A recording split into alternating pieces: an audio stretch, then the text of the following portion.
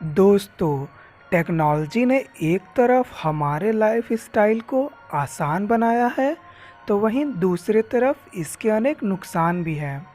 आजकल के smart world में हम कुछ भी याद नहीं रखते हैं। हमारी सारी चीज़ें जैसे bank details, phone number, photos, chats हमारे फ़ोन और अदर इलेक्ट्रॉनिक गैजेट्स में सेव रहते हैं। अगर सोचिए ये हैक हो जाए तो क्या होगा।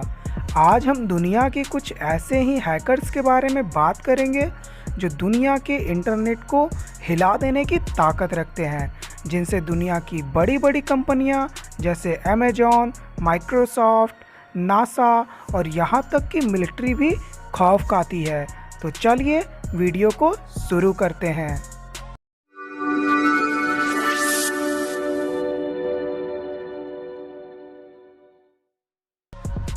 आपकी इंटरनेट बैंकिंग कितनी सेफ़ है? जब मैं आप लोगों को एक ऐसे हैकर के बारे में बताऊंगा, तब आपको पता चलेगा कि आपके ऑनलाइन बैंकिंग अकाउंट्स कितने सेफ़ हैं।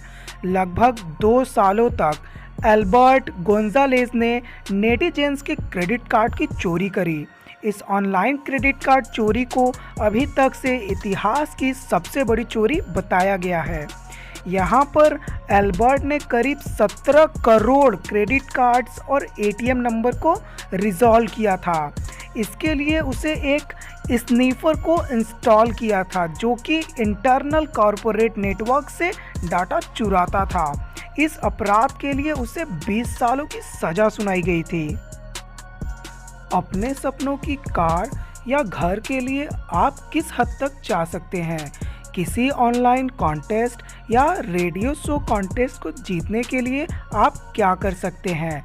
शायद आप अपने लक को ट्राई करते रहें, यदि आप केविन पॉल्सन नहीं हैं। पॉल्सन ने एक रेडियो शो के कॉल इन कॉन्टेस्ट को हैक कर लिया था और शो को जीत भी लिया था।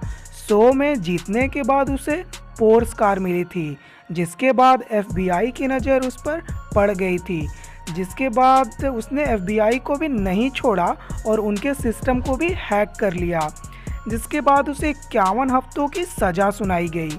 बाहर आने के बाद वो पत्रकार बन गया और अब वो अमेरिकन पुलिस की मदद करता है। लल्ज सिक्योरिटी, यह एक high profile black hat hackers group है जो तब लोगों के नज़र में आई जब इन्होंने Sony, news international, CIA, FBI, Scotland Yard और दूसरे नोटवर्दी अकाउंट्स को हैक कर दिया था। ये ग्रुप इतनी नोटोरियस है कि इन्होंने न्यूज़ कॉरपोरेशन अकाउंट तक को नहीं छोड़ा और उन्होंने झूठी रिपोर्ट भी पब्लिश की।